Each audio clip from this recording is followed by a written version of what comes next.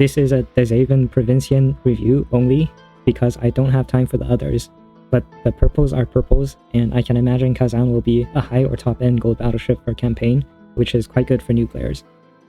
And note that Kazan does need to be a flagship for her barrage. I heard that the Zeven Provinciën, or D7P for short, has really good anti-air in World of Warships, and guess what? She has really good anti-air in Azur lane.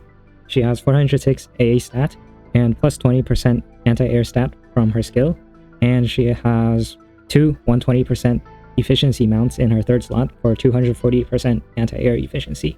But wait, there's more. She can drop her second slot torpedoes for another 135% anti-air gun, which brings the total up to 375% anti-air gun efficiency, and an extra 45 to 65 anti-air stat from the second slot, depending on the gold or rainbow gun she equips there. This comes out to be quite a bit more anti-air than Isuzu, and also more AA than Guam alone, but Guam has a 15% AA buff for the fleet, so D7P and Guam have approximately equal AA contribution to the fleet. And by fleet anti-air contribution, we have number 1, San Diego, of course, followed by D7P and Guam in second place. So yeah, top 3 AA.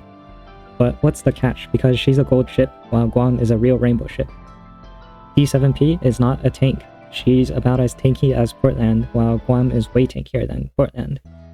On the damage front, D7P has quite respectable DPS. We had a preview of her barrages on the Japanese stream, but it's really cluttered and fast, so let's watch it in half speed. This is all-out assault. And here's the 20-second barrage. And lastly, the anti-air, the small leaves. Assuming her first 2 skill barrages hit 20% of their shells, and her all-out assault hits 90% of shells, and assuming that an enemy airplane is shot down every 12 seconds, because the skill has a 10-second cooldown, then her DPS against single bosses is around 1,200 with a torpedo. And Plymouth's DPS is about 1,400.